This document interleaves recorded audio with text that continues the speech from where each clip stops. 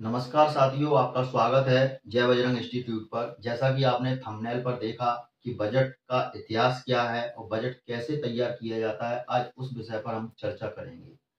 आखिर बजट है क्या? ये शब्द कहाँ से लिया गया, कहाँ से आया?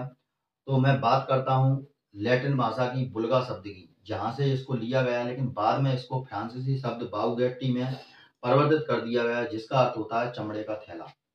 किसी देश की अर्थव्यवस्था में उसकी सालाना आय का लेखा जोखा रखना या आय व्यय का अनुमान पत्र ही बजट कहलाता है।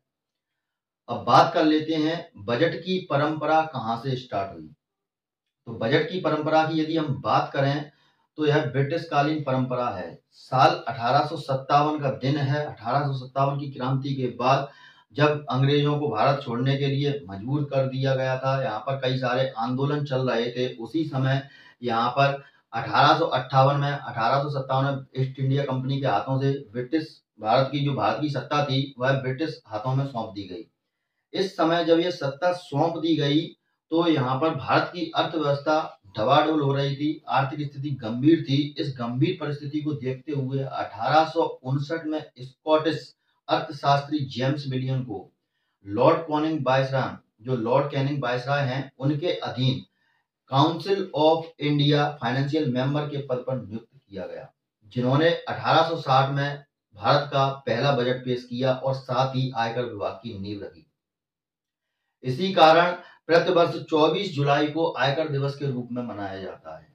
1860 से लेकर 1946 तक जो संसद में बजट पेश होता आ रहा था वह ब्रिटिश संसदीय के तरीके से ही पेश होता आ रहा था। लेकिन 1947 में स्वतंत्रता मिलने के बाद भारतीय स्वतंत्रता के पश्चात या भारतीय स्वतंत्रता के तहत भारत में लोकतंत्र की आधारशिला रखी गई, जिसके तहत भारत की अर्थव्यवस्था को सुधारने के लिए संसद में बजट पेश होता रहा और तब से लेकर अभी तक कई बार परिवर्तन हुए हैं। स्वतंत्र भारत के जो पहले वित्त मंत्री बनाए गए थे वह थे आर के शनमुखम चेट्टी।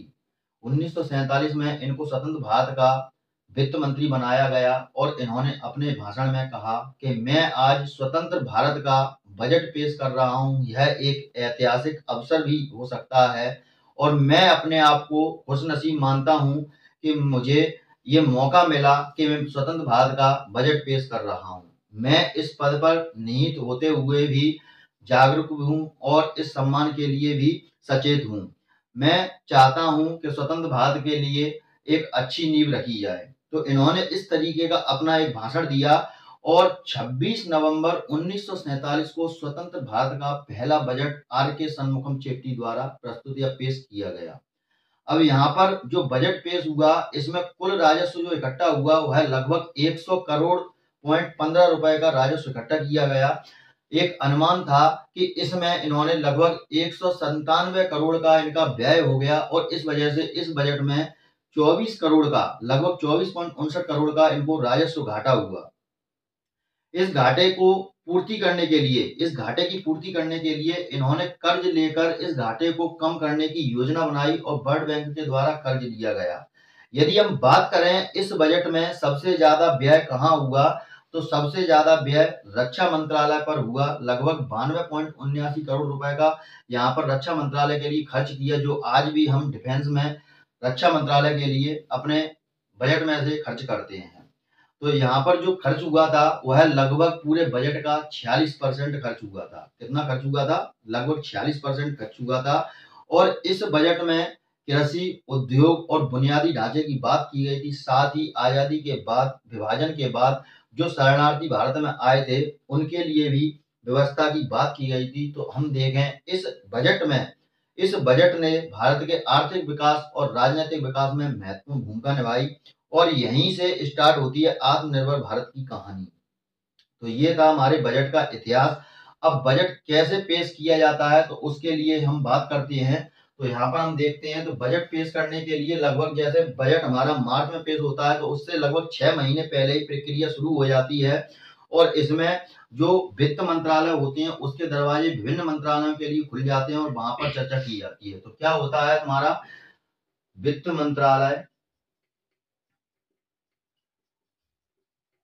वित्त मंत्रालय प्लस विभिन्न मंत्रालय, इनकी बैठक होती है। और बैठक में चर्चा किस पर की जाती है? इसमें चर्चा की जाती है तुम्हारी आय व्यय और खर्च पर, आय व्यय और खर्च पर चर्चा की जाती है। और इसके बाद जो वित्त मंत्री होता है, कौन होता है? वित्त मंत्री। वित्त मंत्री तुम्हारी चर्चा किससे करता है? अर्थशास्त्रियों से, अर्थशास्त्रियों से, छोटे उद्योगपतियों से, छोटे उद्योगपतियों से, और तुम्हारे ग्रांड सेक्टर, ठीक है, ग्रांड सेक्टर। और तुम्हारा आ जाते हैं इसमें और 2-3 उद्योग होते हैं, जैसे कि एक्सपर्ट उद्योगपतियों से। तो इन कुछ लोगों से चर्चा की जाती है और इस चर्चा में तुम्हारा आय व्यय की रूपरेखा प्रस्तुत की जाती है। ये तुम्हारा होता है पहला चरण। इसके बाद दूसरे चरण की यदि हम बात करें तो दूसरे चरण में आयकर विभाग, सीमा शुल्क उत्पाद, सीमा और उत्पाद शुल्क, सीमा और उत्पाद शुल्क, इनसे जो आय आती है, व्यय आती है, मतलब जो आमदनी इकट्ठी होती है उनके ऊपर चर्चा की जाती है। इस तरीके से दूसरा चरण पूरा हो जाता है। और दूसरे चरण के बाद फिर तीसरे चरण की यदि हम बात करें तो हमारे भारत के पास यदि हम बात करें तो 28 राज्य और 8 केंद्र शासित प्रदेश हैं। यदि हम बात करें कि भारत एक पिता है और इसके 36 पुत्र हैं, तो इनको वित्तीय सहायता देने के लिए तीसरे चरण में क्या होता है? राज्यों को वित्तीय सहायता देने के लिए, किसको? राज्यों को वित्तीय सहायता देने के लिए क्या किया जाता है? योजना तैयार की जाती है, वित्त आयोग की सिफारिशों का गठन किया जाता है। और उसके बाद फिर तुम्हारा चौथा चरण स्टार्ट हो जाता है। अब चौथे चरण में बात करें तो चौथे चरण में क्या होता है? तो चौथे चरण में तुम्हारी जो विभिन्न परियोजनाएं और योजनाएं हैं जो सरकार के द्वारा चलाई जाती हैं उनको प्राथमिकता दी जाती है और उनके लिए एक मसौदा तैयार किया जाता है। यहीं से तुम्हारे जो बजट होता है, बजट का प्रारंभिक मसौदा तैयार होता है। क्या तैयार होता है? चौथे चरण में प्रारंभिक बजट का मसौदा, प्रारंभिक बजट का मसौदा तैयार होता है। और कब तैयार होता है? जो योजनाएं और परियोजनाएं चल रही होती हैं, योजनाओं और परियोजनाओं को प्राथमिकता देकर बजट का प्रारंभिक मसौदा तैयार किया जाता है। और इस प्रारंभिक मसौदे को एक कोर ग्रुप के माध्यम से तैयार किया जाता है। इस कोर ग्रुप में आपके 5 सदस्य होते हैं। कौन कौन से 5 सदस्य होते हैं? पहला आपका अगर सदस्य की बात करें तो पहला हमारा होता है वित्त मंत्री। दूसरा अगर हम बात करें तो दूसरा हमारा होता है वित्त सचिव। तीसरा यदि हम बात करें तो तीसरा हमारा होता है राजस्व सचिव। और चौथे की यदि हम बात करें तो चौथा हमारा होता है व्यय सचिव, या अपन कुछ एक मंत्रालय और होता है। और इसके अगर 5वें सचिव की हम बात करें तो इसमें चीफ ऑफ एडवाइजर शामिल होते हैं। कौन से? इकोनॉमी की, जो मतलब अर्थशास्त्र के सलाहकार होते हैं, ये शामिल होते हैं। इसके बाद जो तुम्हारा 5वां चरण होता है, 5वां और अंतिम अहम चरण होता है, तो इसमें हम देखते हैं तो इस चरण से पहले क्या होता है? इस जो पूरा मसौदा तैयार होता है बजट का, इसको पीएम और कैबिनेट की समीक्षा के लिए पेश किया जाता है। उसके बाद इसे राष्ट्रपति की मंजूरी के लिए भेज दिया जाता है। और अंतिम और आखिरी पड़ाव में हलवा शेयर मनी बनाई जाती है। हलवा शेयर मनी क्या होता है इसमें?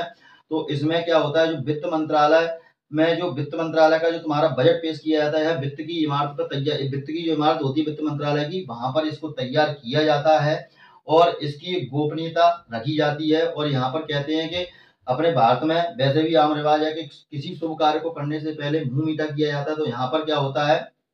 बजट तैयार होने के बाद हलवा बनाया जाता है और सभी मंत्रालय के सदस्य वित्त मंत्री के साथ हलवे का मजा लेते हैं, हलवा खाते हैं। और यहीं से हमारा क्या होता है? लॉक इन पीरियड शुरू स्टार्ट हो जाता है।